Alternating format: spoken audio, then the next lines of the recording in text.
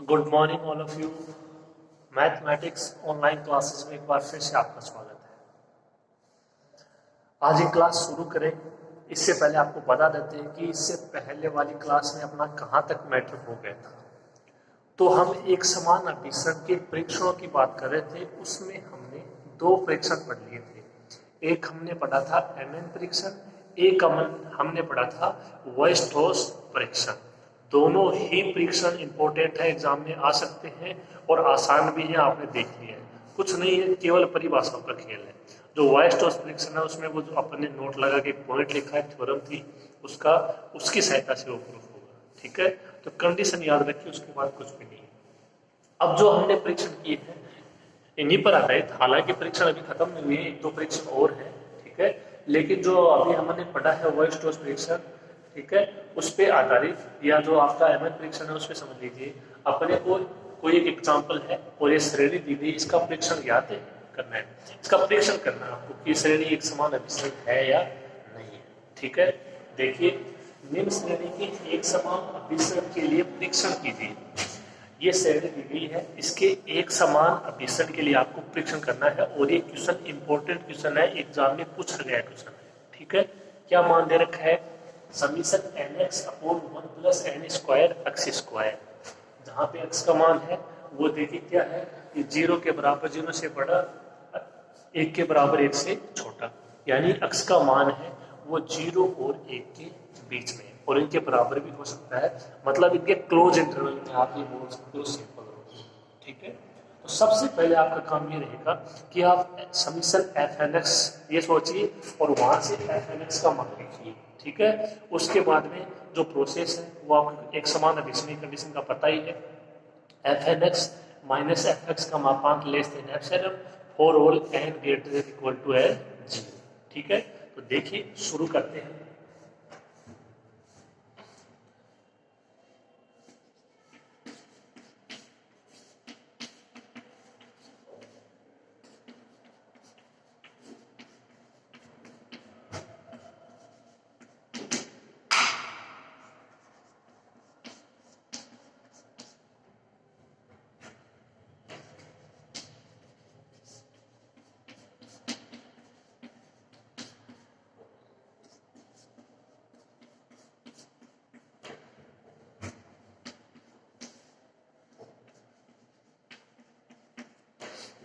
यदि दी गई श्रेणी को समीशन एफ एन एक्स से व्यक्त करें तो एफ एन एक्स का मान क्या हो जाएगा, n x upon 1 plus n square x square. पहचान लोगे इसका मान आसानी से, कोई दिक्कत नहीं है। अब बात करेंगे एफ एक्स की, तो एफ एक्स क्या था, सोचिए, आपको मैं बता चुका हूँ। एफ एक्स था एफ एन एक्स का सीमा फलन, मान उसका limit n tends to infinity f n x. ठीक है, तो इसके बाद अपनी जो प्राथमिकता रहेगी वो एफ एक्स का मान ज्ञात करने की प्राथमिकता रहेगी। देखिए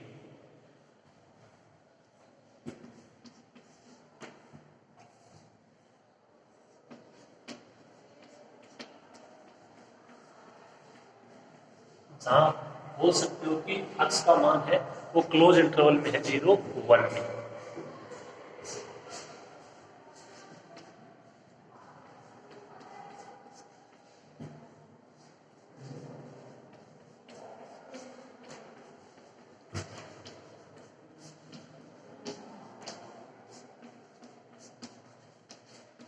यदि एफ एक्स क्या हो, एफ एन एक्स का सीमा फलन हो, तो कंडीशन देखिए आपको पता होनी चाहिए।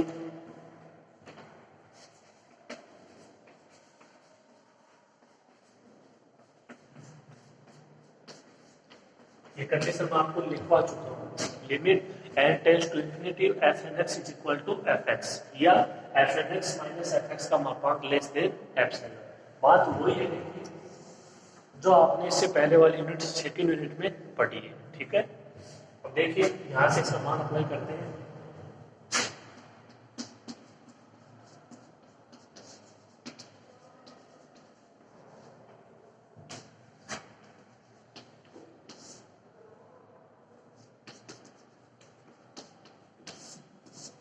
Limit n tends to infinity f n x का मान अप्लाई कर दिया, n x upon 1 plus n square x square. Okay,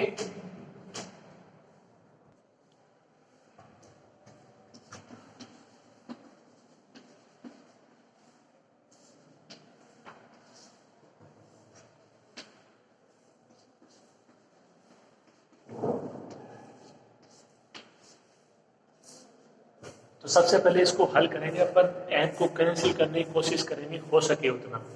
N square यहाँ से कॉमन आ जाएगा, ऊपर तो एन कॉमन है, एन स्क्वायर कॉमन आ जाएगा, ये x square 1 upon n square. ठीक है, देखो एन अपॉन एन स्क्वायर तो अपॉन में बच गया एन।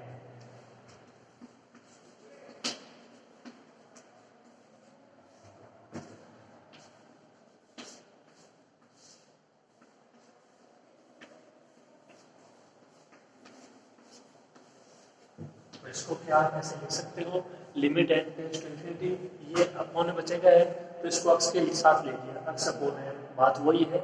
ये ऐसे कैसे 1 अपॉन एन स्क्वायर प्लस अक्स स्क्वायर। यहाँ से देखिए मान क्या बचेगा, इस पे लिमिट अप्लाई करते हो आप, तो ये देखिए अक्स अपॉन इन्फिनिटी, इसी के भी अपॉन में इन्फिनिटी हो, मान 0, ये मान 0। अब नीचे वाले का कोई महत्व नहीं है, हालांकि इसका भी मान एक्स स्क्वायर आ जाएगा, ये 0 plus x square, 0 upon x square, पूरा मान हो जाएगा 0। एफ एक्स का मान 0, limit n tends to infinity, f n x का मान 0। ठीक है, कोई दिक्कत नहीं होगी यहाँ तक। आपको अगर इस प्रकार का एग्जाम्पल दिया जाए तो सबसे पहले एफ एन एक्स का मान पहचानना है, ये एक्स की कोई कंडीशन है साथ में, एफ एक्स का मान ज्ञात करोगे, एफ एक्स क्या है, एफ एन एक्स का सीमाफलन, इसे अप्लाई करेंगे, मान ज्ञात करेंगे। ठीक है, सिंपल सिंपल प्रोसेस है, बस जो आपको करवाया है वो आप ध्यान में रखिए। ओके, देखिए आप यहां तक,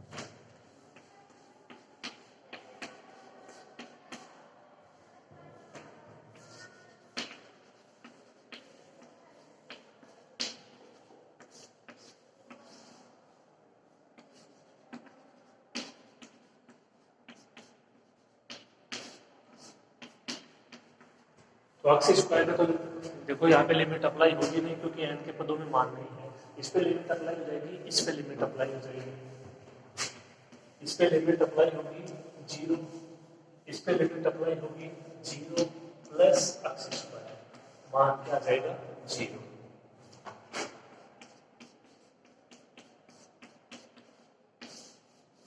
एफ एक्स का मान कितना आया यहाँ पे 0 0। ओके, अब देखिए इसके दूसरा रूप,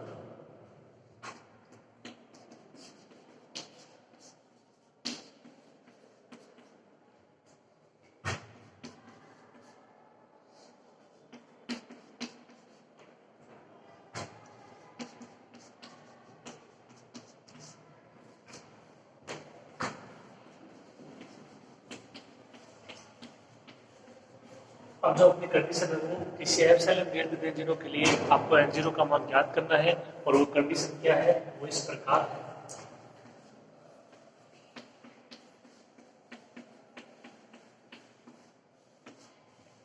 F n x minus f x का मान लेस देन एप्सिलॉन। ठीक है, अब देखिए यहाँ से इसको थोड़ा सरल करते हैं, अपने पास एफ एन एक्स का भी मान है, अपने पास एफ एक्स का भी मान है, तो साथ में कंडीशन होती है for all n greater than equal to n0, वहां वो कंडीशन आपको लेके आनी है और n0 का मान ज्ञात करना है कि वो संभव है या नहीं।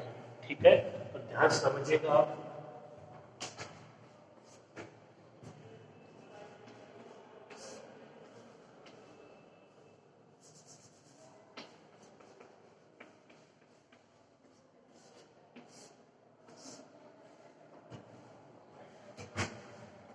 एफ एन एक्स का मान अप्लाई करोगे, n x upon 1 plus n square x square, f x का मान 0 लेस देन एप्सिलॉन। यहाँ तक समझ में आ गया होगा, कोई दिक्कत नहीं होगी, आगे देखिए।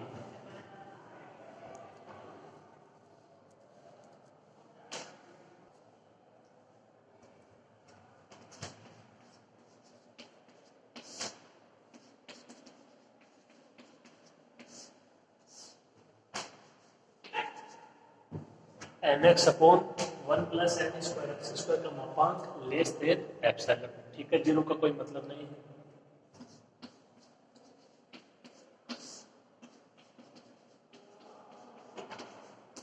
अपने को कंडीशन याद करनी है n greater than equal to n zero. तो एक तरफ एन होना चाहिए, बाकी पद एक तरफ। तो इसको हल करेंगे देखिए हम।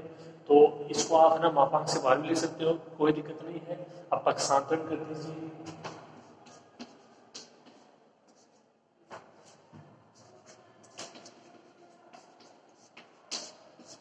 अगली स्टेप क्या हो जाएगी, n x less than epsilon into 1 plus n square x square.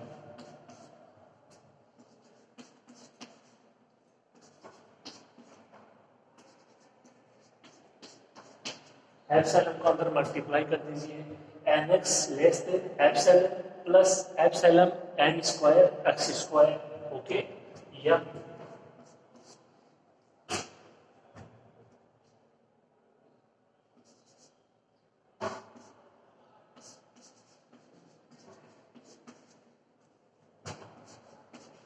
इसको आप ऐसे भी लिख सकते हो, epsilon plus epsilon n square x square, वो ग्रेटर देन है किससे, एन एक्स से। ठीक है, अब देखिए अपने को यहाँ पे जो कंडीशन ज्ञात करनी है वो एन वाली कंडीशन ज्ञात करनी है। तो अपने को इसमें थोड़ा सा कुछ है ना जोड़ना पड़ेगा, घटाने पड़ेगा, तब जाके मान प्राप्त होगा। ठीक है, अब यहाँ तक लिखिए। आपको ध्यान इतना रखना है कि जो n greater than equal to n zero वाली कंडीशन है उसके अकॉर्डिंग अपने को एन जीरो का मान ज्ञात करना है। यदि वो संभव है तो आपका एक समान अभिसारी हो जाएगा, क्योंकि देखिए परिभाषा वही थी, एक समान अभिसंधि। आप परिभाषा देख लीजिए अच्छे से।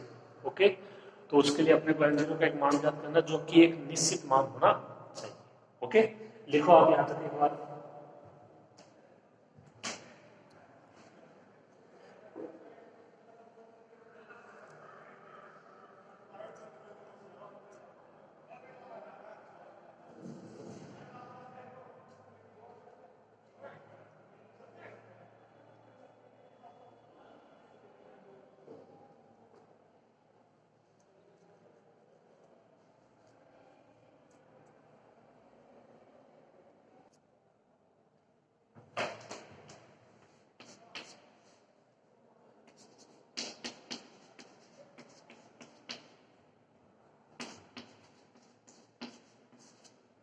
ये प्लस का एनएक्स है, ये इधर आएगा तो माइनस का n x. Epsilon plus epsilon n square x square minus n x greater than zero.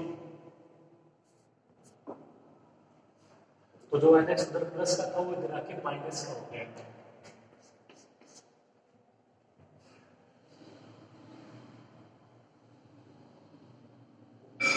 अब देखिए अपने को यहाँ पे एक तरफ एन का पद चाहिए, आप इतना सोचिए। एक तरफ यदि एन का पद चाहिए, एन के दो पद है, तो इनसे एक पद बढ़ाना होगा और एक पद तब पड़ेगा जब ये पूर्ण वर्ग हो जाएगा। तो इसको पूर्ण वर्ग बनाने के लिए आपको क्या करना पड़ेगा,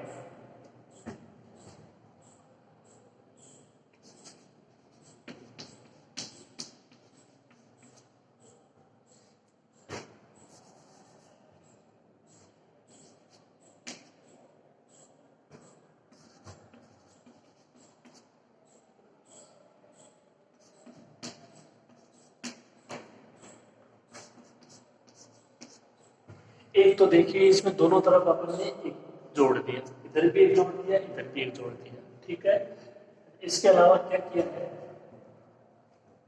याद स्टेप में लिख देते। देखो एक बार इनको अलग अलग करते हैं थोड़ा।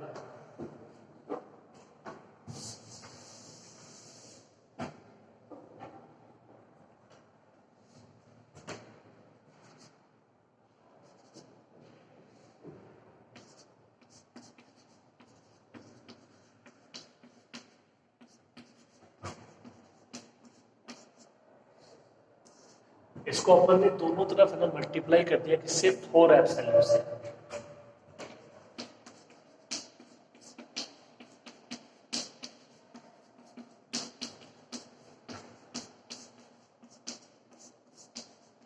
इसको क्या किया है, दोनों तरफ 4 एप्सिलॉन से गुणा करने पर देखो इसको 4 एप्सिलॉन से करोगे 4 एप्सिलॉन स्क्वायर, इसको करते हो तो 4 epsilon square n square x square. -4ε(x) और ये 0 को 4ε से मल्टीप्लाई कराओगे 0। ठीक है, हो जाएगा इतना। अब आपको एक जोड़ देना है इसमें दोनों तरफ।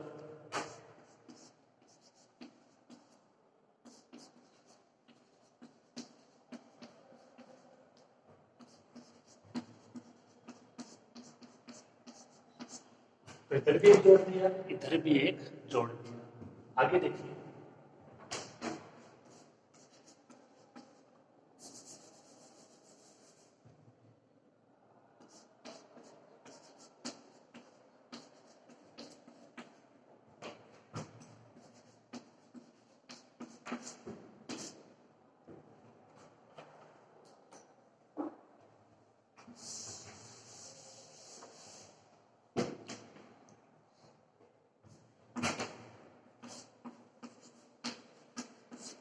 तो ये 4ε² प्लस का था, ये इधर आएगा तो माइनस का। तो इधर मान क्या रहेगा अपने पास 1 - 4ε²।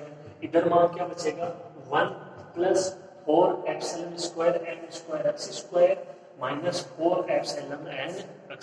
आपको पता लग गया होगा कि ये किसका पूर्ण वर्ग है। देखो 4ε² n² x², तो ये हो जाएगा 2ε(x) का होल स्क्वायर, साथ में 1 है तो 1। और ये देख लीजिए -2ab वाला a² + b² -2ab के रूप में है। a और b का मान आपको पहचानना है।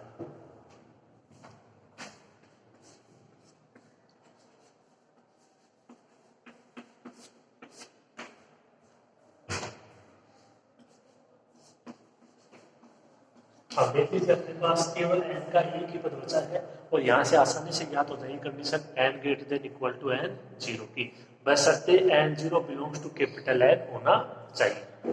तो देखो इसको क्या लिख दिया 1 - 2ε(x) का होल स्क्वायर। इसका विस्तार करोगे 1 + 4ε² n² x² -2 ये आ जाएगा तो 4ε(x).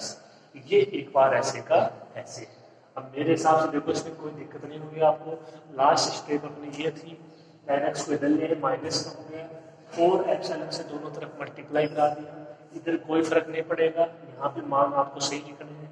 एक जोड़ दिया दोनों तरफ, ये तीनों पर लोगे स्क्वायर बन जाएगा 1 - 4ε² एक तरफ। ठीक है, यहाँ तक कोई दिक्कत नहीं होगी। आगे देखिए,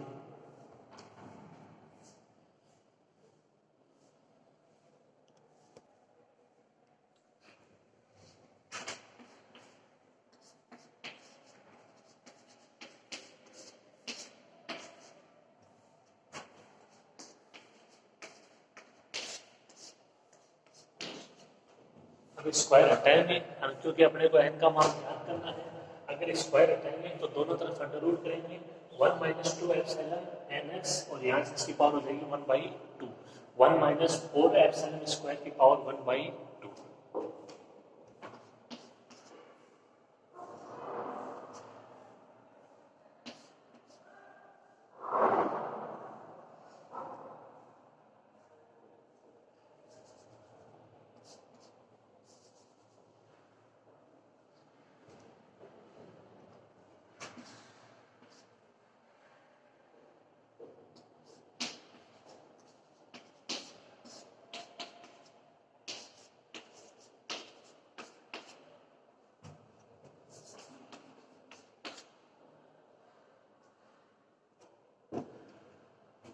ये देखो यदि इसको अपन ऐसे लें हम तब तो ये थोड़ी सी अपने लिए मुसीबत हो जाएगी, क्योंकि n अपने को चाहिए ग्रेटर देन, यहाँ पे n वो लेस हो जाएगा इस मान से। ओके, तो अपन क्या करेंगे, यहाँ से इसको दोनों तरफ माइनस से मल्टीप्लाई करा देंगे। उससे क्या है कि इनका चिन्ह है वो परिवर्तित हो जाएगा। ओके, देखिए आप, तो यहाँ से देखिए दो ऑप्शन बचते हैं अपने पास। अपने को कंडीशन लेके आनी है n > n 0, जहाँ पे n0 belongs to capital N होना चाहिए। तो अपन ये जो प्लस वाला है ये इधर के माइनस हो गया, ये माइनस उधर जाके प्लस हो गया। एक तरीका तो देखो ये देखो आप, ये स्क्वायर है, इसको दूसरे रूप में भी लिख सकते हो। कैसे, इसको आप 2ε(nx) - 1 का होल स्क्वायर भी लिखते हो। तो यहाँ से इसको चेंज नहीं करना पड़ेगा। बात एक ही है, आप किसी से भी कर देना, आपका गलत नहीं माना जाएगा।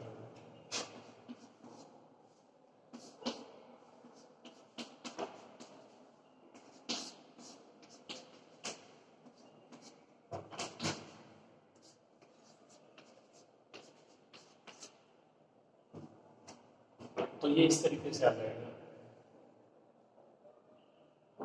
ये जो माइनस है इसको आपको फिर हटाना पड़ेगा, तो उसी से कर लेते हैं। देखो उसको चेंज कर लेते हैं अपन, है ना। नहीं तो ये थोड़ा सा ये जो माइनस का चिन्ह है ये अपने यहाँ पे मिस्टेक कर रहा है, तो अपन इसको देखो दूसरे रूप में परिवर्तित करते हैं।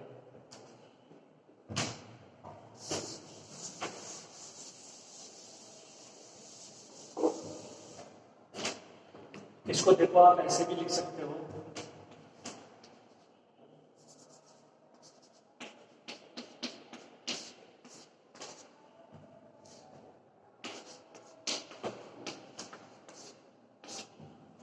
एप्सिलॉन एनएक्स माइनस 1 का होल स्क्वायर। एक ही बात है, मान ये है। अब देखो यहां से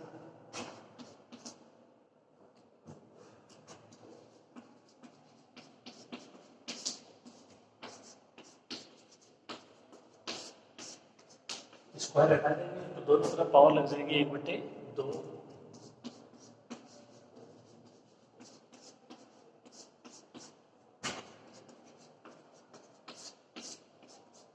अपने को चाहिए केवल एक तरफ, तो जो 1 है उसका पक्षांतरण कर देंगे, वो उधर जाकर लगेगा प्लस का, तो 1 प्लस 1 माइनस 4 एप्सिलॉन स्क्वायर की होल पावर 1/2।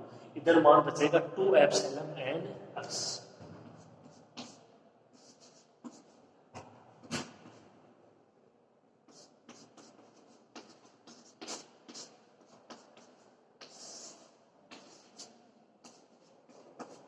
एंड यहां से केवल चाहिए 2 एप्सिलॉन एक्स का पक्षांतरण कर देंगे, क्या बचेगा एन ग्रेटर देन, ऊपर तो 1 प्लस 1 माइनस 4 एप्सिलॉन स्क्वायर की पावर 1/2 अपॉन में 2 एप्सिलॉन एक्स।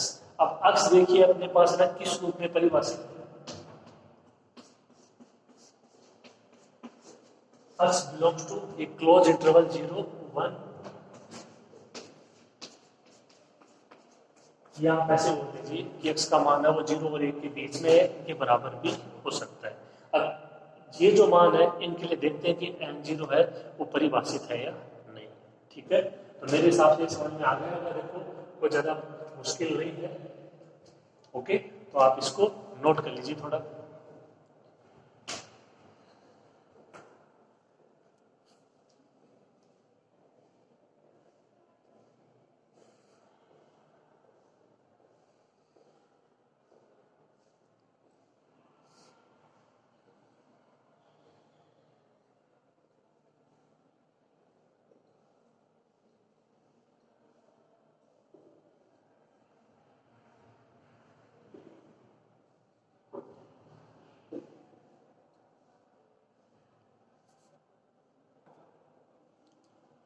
तो अब देखिए अपने पास लास्ट स्टेप ये आई, n greater than 1 plus 1 minus 4 epsilon square की power 1/2 upon 2 epsilon x. X का मान है 0 से 1 के बीच में, इक्वल भी हो सकता है।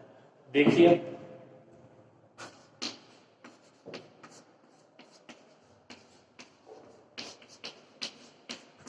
यहां से देखिए एक्स का मान है वो 0 के बराबर भी है, और यदि यहाँ से इसका मान 0 के बराबर हो गया, आप सोचिए ऊपर वाले का कोई भी मान हो अपॉन में 0, ये पूरा मान है वो इन्फिनिटी की ओर अग्रसर हो जाएगा। यानी ये n का जो मान है, या आप समझिए कि n0 का जो मान है, एक ही बात है वो किसकी ओर अग्रसर होगा, वो इन्फिनिटी की ओर अग्रसर होगा। बात समझ में आई नहीं? आपको केवल ये देखना है, यहाँ पे आप रखते हो x बराबर 0, तो ये जो n का मान है, ठीक है, या n0 का जो मान है वो किसकी ओर अग्रसर होगा, वो इन्फिनिटी की ओर अग्रसर होगा। यानी यहाँ पे इस जो n0 है उसका मान ज्ञात होना संभव नहीं है, क्योंकि n0 क्या होता है, n0 तो बिलोंग्स टू कैपिटल N होता है, प्राकृत संख्याओं का समुच्चय, और यहाँ पे क्या आ रहा है, इन्फिनिटी। इसका मतलब ये श्रेणी है x greater than equal to 0, यानी 0 के बराबर उससे बड़े मानों के लिए एक समान अभिसारी नहीं है, क्योंकि यहाँ पे जो n0 है उसका मान ज्ञात होना संभव नहीं है, ज्ञात करना संभव नहीं है। मेरी बात आप समझ गए होंगे। देखिए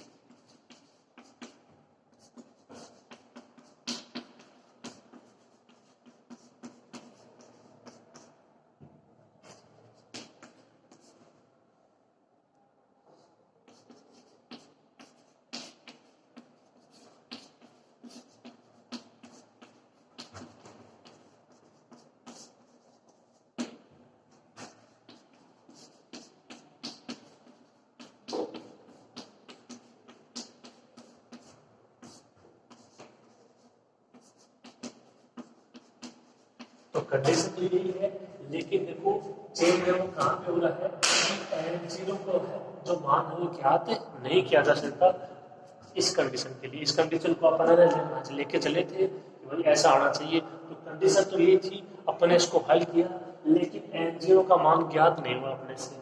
ठीक है, आप क्या लिखोगे, इसे एप्सिलॉन ग्रेटर देन जीरो के लिए एक n zero belongs to n का मान ज्ञात नहीं किया जा सकता है इस कंडीशन के लिए।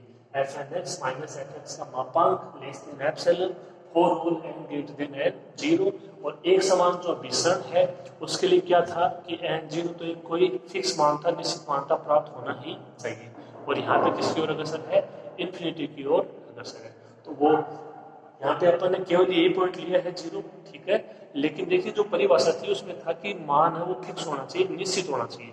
तो वो चाहे अक्ष के जो मान है इनमें शायद किसी भी मान के लिए निकालें, एन जीरो का एक निश्चित मान आना चाहिए, और जब अक्ष बराबर जीरो है उसके लिए इन्फिनिटी है, तो ये मतलब एक समान अभिसरण नहीं होगा, क्योंकि एन जीरो का मान आना चाहिए था कोई ना कोई, चाहे वो किसी भी बिंदु के लिए ले। तो अपन और बिंदु के लिए तो नहीं देख सकते थे, लेकिन अक्ष बराबर जीरो के लिए अपन ने देखा कि ये इन्फिनिटी की ओर अग्रसर होता है। ठीक है, लिख देते हैं इसको।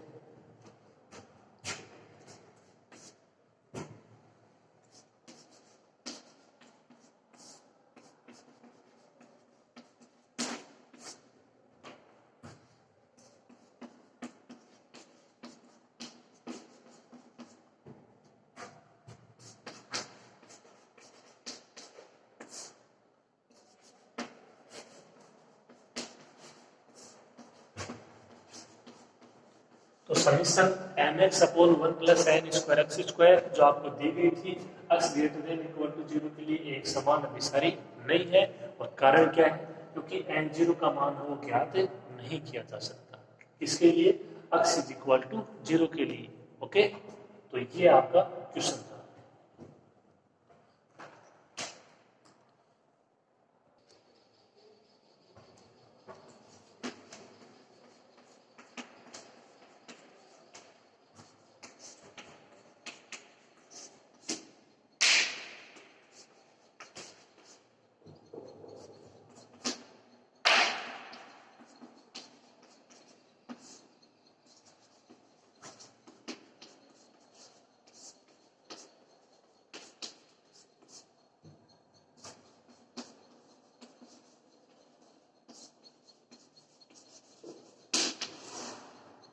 और एक चीज और बोल दोगे आप कि यहाँ पे जो अपना बिंदु आएगा, ये जो मान है, जो ये एक समान अभिसारी नहीं है, तो ये कौन से बिंदु के लिए नहीं है, x is equal to zero. तो इसको क्या बोलोगे, x is equal to zero है वो दी गई श्रेणी, यानी जो भी समीशन एफ एन एक्स है, summation n x upon one plus n square x square है, इसके एक समान अभिसारी न होने का बिंदु है। तो आप क्या बोलोगे कि आपका कोई भी पॉइंट है उस पर जो श्रेणी है वो एक समान अभिसारी नहीं है, तो उस जो पॉइंट है उसको क्या बोलोगे कि ये पॉइंट है उस श्रेणी के एक समान अभिसारी न होने का बिंदु है, क्योंकि वहां पे एक समान अभिसारी नहीं है। ठीक है, तो ये अपना एक एग्जाम्पल था, इंपॉर्टेंट एग्जाम्पल था, और केवल आपको इसकी परिभाषा देखनी है। सबसे पहले क्या करना है, एफ एन एक्स का मान पहचानना है, फिर एफ एक्स का मान ज्ञात करोगे जहाँ पे एफ एक्स होता है एफ एन एक्स का सीमा फलन, फिर जो इसकी कंडीशन है वो अप्लाई करनी है आपको एक समान अभिसारी की, f n x minus f x का मापांक less than epsilon n greater than equal to n zero का मान आपको ज्ञात करना है। उसमें अपन ने एफ एन एक्स का मान रखा है, एफ एक्स का मान रखा है, थोड़ी सी कैलकुलेशन की, उसमें आपको थोड़ी सी प्रॉब्लम हो सकती है। और एप्सिलॉन से मल्टीप्लाई किया, एक को जोड़ा, पूर्ण वर्ग बनाया, एक तरफ केवल n होना चाहिए ग्रेटर देन, और एक तरफ सारा मान एन जीरो का मान पहचानना है।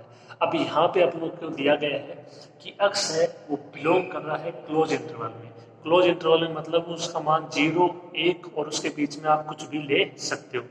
तो अपने को और तो नहीं पता कि भाई जैसे 1 रखते हो वो रखोगे तो कुछ ना कुछ मान आ जाएगा, लेकिन जब अक्ष बराबर 0 रखोगे तो जो n या n0 का मान है वो क्या है, इन्फिनिटी की ओर अग्रसर है, और n0 क्या होना चाहिए, बिलोंग्स टू n होना चाहिए अकॉर्डिंग टू डेफिनेशन।